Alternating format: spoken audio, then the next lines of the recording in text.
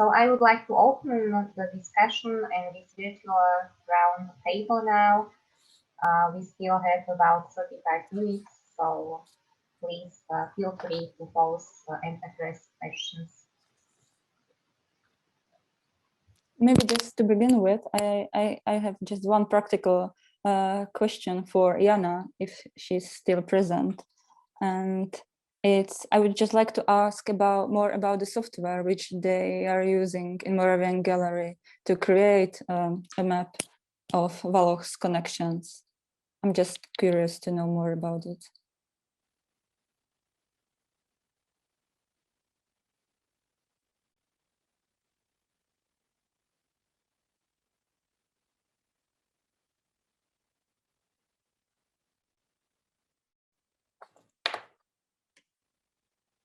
But maybe I will just write her afterwards. So I wanted to pose the same question, so it would be also all right.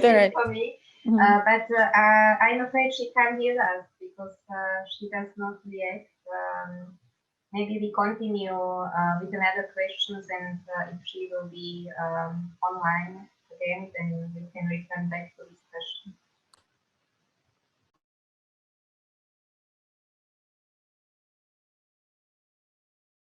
Maybe can I have more of a comment. Thank you, Katalin, for your interesting presentation.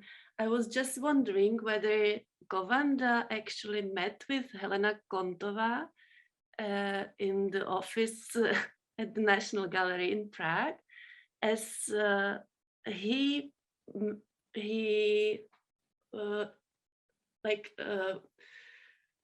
when the contact with Petr Stembera was through their Polish friends and queer colleague, and I don't know if maybe Helena Kontova left to Italy before Govanda joined them there at the National Gallery, but I'm not sure when he started to work there. So maybe this is something which you need to check.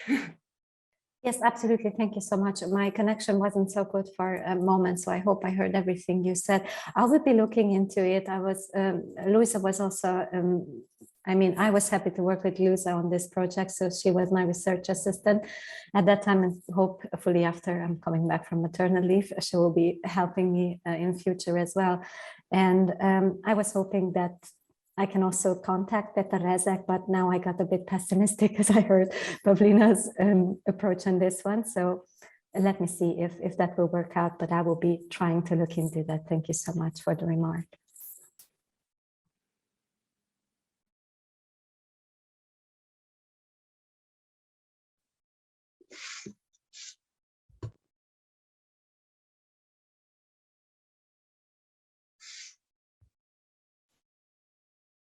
I can see Carolina's hands up. I think you can go ahead. I think I wanted to thank you very much for all the presentation, a lot to digest, and I wanted to ask Katalin, because it's like really a lot of points. I think I would have to read your presentation to have like precise understanding of your methodological proposal, but if you could help me. So you said that your idea is to do revisiting the history through these two movements. So first one was this micro transformation, micro processes of historical transformation, right? And another one was creative interpretation of this past event, and then you went through this case study. Could you just tell me, maybe not precisely, but in a simple way, what are the micro processes of historical transformations have to do with it? Like, if you could elaborate on this first thing, then maybe I will be seeing like more, but still I would like to ask you to share your presentation, to read it. It is kind. Thank you so much, Carolina. I know it was quite dense, and I also told at the beginning that is also a sort of an experiment, not only with Prezi Video, but also with all these, in how to say, methodological approaches towards the transnational turn. But actually, what came up in the first round of discussions after the first panel about the languages, I also recognized this when I was preparing my own project proposal, and I thought that it has really a lot to do about how people express themselves, what kind of languages they're using in collaboration, what sort of magazines were they reading, what were they translating. So everything almost we already talked about in the first general roundtable. So my idea was really to try to look at a lot of these phenomena really strictly through language, like seeing what exactly was consumed in which languages people used in communication, and also to really see what we can or how we can benefit from really trying to look at what the region really was, which is a multilingual bubble, if you want to phrase it like this. But about the microprocesses, maybe I wasn't quite clear about this, but to me, the microprocesses are really those bottom level communication, exchange processes actually that almost everyone here was looking at with their own case studies, like really picking up a certain piece of art that then was published either in samizdat or went into an official magazine, but was on this level of individual or group exchange. So basically this is for me the microprocess, there's something that you can also call the minor transnationalisms. So actually not the states level, but that's also important to keep in mind always, but really what people were doing with each other and how their art communicated with the art of other people, what they were reading, how they talked about it in discussion circles, and really to see how those communities were formed through this knowledge that was transmitted through language. Actually, almost everything that Clara Kemp-Welch already put into her book. So I think that her contribution to the field was really to stress these rather micro or macro level of exchanges. And I don't think that she actually wanted to overemphasize this, but to really see what forces were in progress when this sort of experimental or neo-avant-garde art was produced. So I hope that this maybe somehow at least a little bit clarifies what I meant. But it's really a lot of thinking. So it was not already done knowledge or a done concept, but it's really trying out in a mental experiment what could work. Thank you very much. If I can just briefly say that I have encountered like a interesting object for you to study, a palimpsest, a letter written by a Czech artist. I will send it to you, the photographs that it's in Eva Partum archive, and then the letter was in English, then it was amended by Andre Todd, sent again, and this kind of they were working on this the micro transformation was the actually art making here. So I think it's going to be interesting. And also I'm interested what we are doing in terms of knowledge production in our Globish. So to parallel to think back to 70s, it's good to think to our contact zone or translation zone.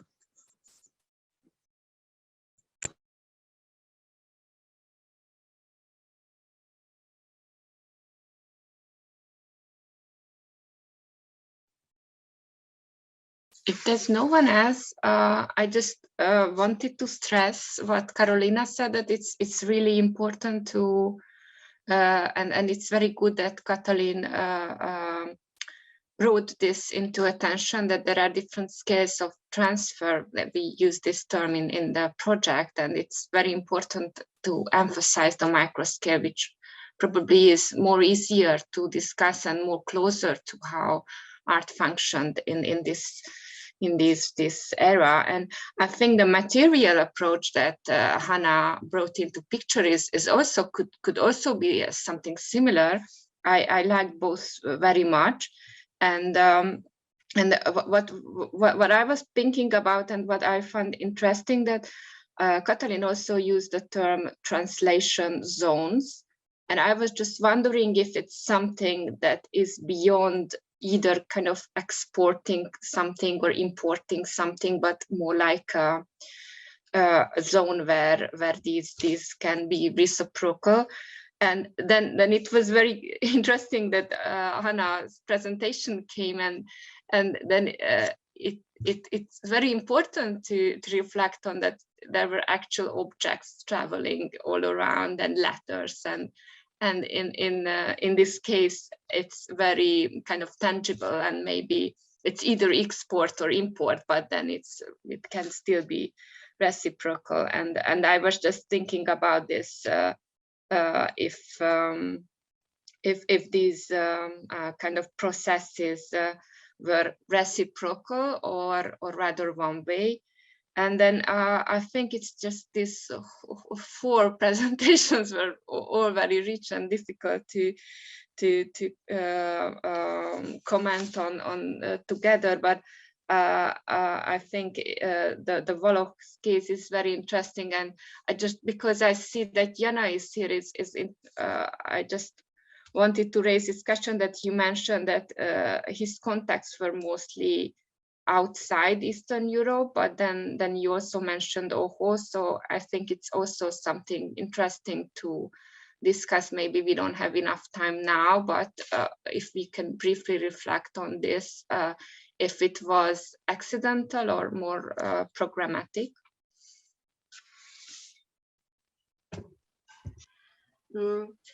As I found in Jiří Waloch's archive, he was in contact with OHO from the beginning of their activities. So it was he focused on it quite pragmatically and for a long time. Yeah. It was not only OHO, but from Eastern Europe, he communicated with a New Tendency movement from Zagreb a lot, and another artist. But as I said, for Jiří Waloch, as for many other artists, he was quite much more interested in sorry, my child is screaming, in activities in Western Europe, because it was something unreachable from his perspective, yeah, from the perspective of the totalitarian country. I'm sorry.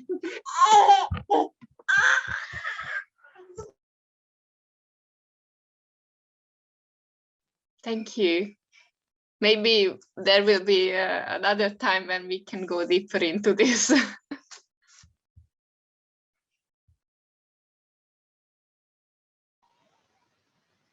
I would like to make a comment to Hannah Budel's contribution. It was very interesting, these different functions and aspects of photography. And in our last session, we raised the question how these artists could talk together if they didn't have a common language. How did they communicate? And I think this was also a good contribution to understand that I think the main language was the art. So I heard it a lot of times also by talking to the artists that if somebody could not speak any language and they could not communicate, they just showed the photos and artworks and the drawings and so on. So probably this was also a good aspect to think of, that the picture or photography was, like you said, in our own language. So for communication, it was very important, I think. What do you think about this aspect? Yes, definitely. Thank you. It is maybe interesting to stress that Stembera, before he started with performance art and photographic documentation of it, he also experimented with text pieces, but with painting as well. And Karel Miller also, and that is not that much known. made several text pieces before he started with photographs and performance art. So it seems to me that really when they saw the photographs of or documentation of performance art in the early 1970s, they somehow reacted to it through their own art, which they did. And they started to use photography really as a communication tool. They really switched what they did at the time. So it seems to me that it's really proving the fact that it was maybe more important than any text which they could read, but probably with no full understanding of what was happening. And with photography, this was of course different. Yeah, and also I wanted to react to Jana when she was comparing Jiří Valoch's father's archive, photographic archive, when she showed us those archaeological photographs which he did and put into some kind of album or those sheets, because that is also an interesting point where artists started to use photography in a different way than the artistic way of use. They were not aestheticizing reality, but they were using the documentary photography, or they were using photography as a documentary evidence of some facts in reality.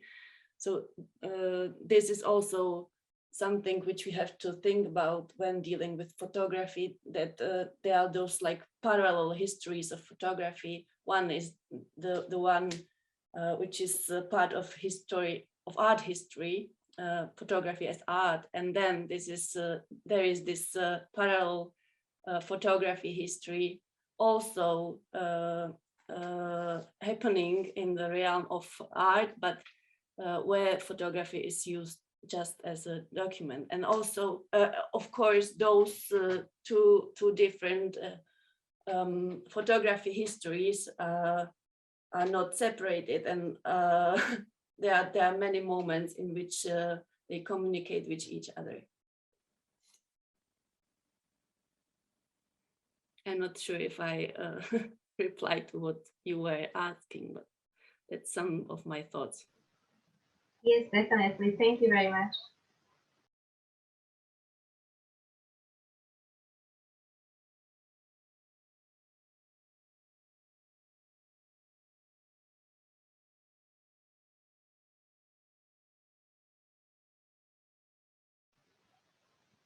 Well, I still have one more question for you, Katalin. For your presentation, which was really amazing. I enjoyed it very much. I have to admit, as Carolina said, I wished and I would like to read it because it was very full of ideas that I had feeling I didn't get it to the end by this quick understanding. But still, I was interested in the abstract.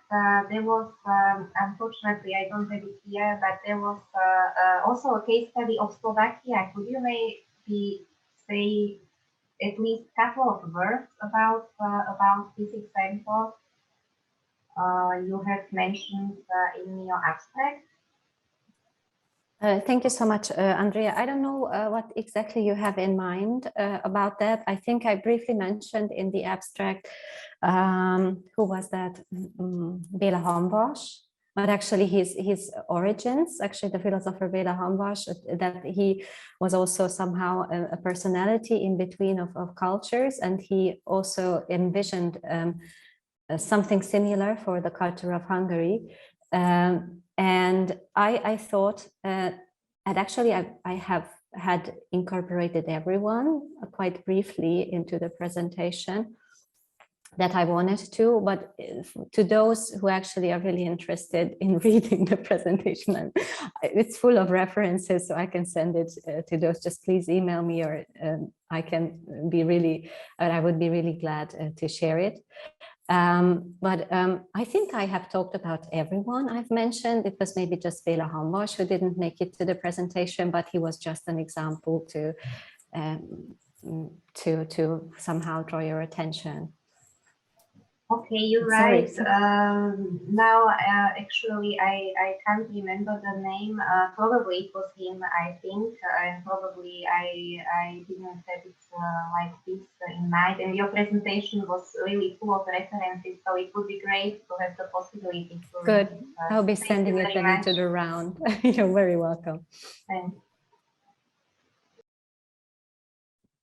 Also, maybe if I may, if nobody is raising the hands, I will just cross my mind that from the Central and Eastern European perspective, we are very often kind of project and think when we think of languages as a monolingual, right? That we all have now experiences. I don't know, my kids speak 3 languages and they are trilingual. And I think there are areas in Central Eastern Europe and people are also not monolingual, but all this our thinking through translation is like formatted through monolingual kind of experience, I would say, right?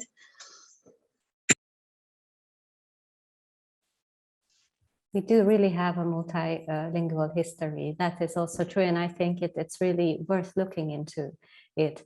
And I can remember the discussion after the first panel when we were talking about languages, at least you, I was just listening, that actually I think I have discovered documents in the Julius Scholar collection that show that, for instance, Laszlo Becker was communicating in German with Julius Scholar and the Czech and the Slovak artists. So at least this one I can prove, or I have documents in my own database about it. And it's really interesting to see all these lingua francas. And I somehow I'm grateful also for the comparison or parallel that Zsuzsa drew between Hannah's and my presentation, that an object, a material, something we are keen to look at in the archive can just similarly be a sort of communication platform or a translation zone, if you'd like. It just depends on the concept, of course, you are taking. But I think the biggest takeaway from my presentation is that although I'm stressing here translation zones, transmissions, and so on, it's really part of a bigger cultural turn that is maybe somehow approaching its end. I don't know. I think we have to find it out ourselves together where we are standing right now, because now we are having all these transregional, transcultural exchanges, even the one we're having here. We have discovered all the networks, as just Carolina said in the first round of discussions, but what we're doing with it, that's the big question. So what sort of knowledge or what sort of results can we actually somehow pull out of these connections? And I think that I'm even more interested in this one.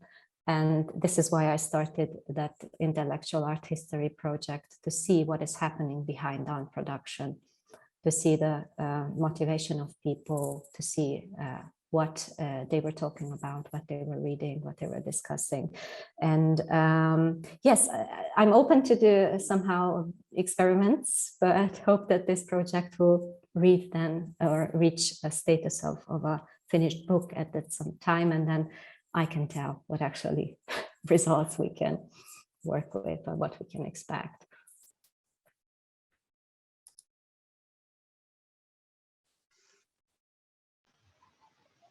Thank you very much.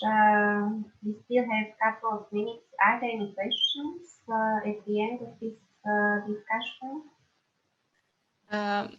If I may, I just wanted to briefly ask Luisa, because it was also interesting how she described the functioning of ALKA in Czechoslovakia, and I just wonder if in this research you could find any connection between the ALKA network and more kind of self-organized events, art events or exchanges, because everyone kind of was aware that there was this potential, but and also, as you described, it was a very important platform. Just probably there wasn't enough time to come to this conclusion if this network facilitated any kind of further connections and exchanges or events or projects. Yeah, definitely. Like there are like many outcomes of these connections, and probably the most important ones are those are the benefits which received like art magazines in Czech Republic, Czechoslovakia, thanks to this context, because like but that is the question of the second half of the 1960s rather than 1970s. Because thanks to ICA, they received like new foreign correspondents, and their articles were translated to Czech and published here. And also, which was really interesting was case of Jiří Kotalík, who acted as a director of National Gallery, and he used his contacts which he gained through ICA not only during 1960s but also during normalization. And he used it to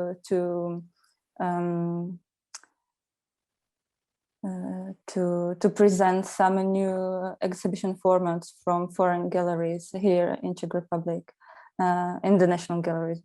So, and we may like continue like that. There are like many. There are also many critics received invitations to participate in exhibitions or projects in the West, and it was not the case only with the Paris Youth Biennial or the Biennial in Sao Paulo, but also similar events. So yeah, definitely. But there is like more research that which have to be done in this respect. But yeah. Thank you.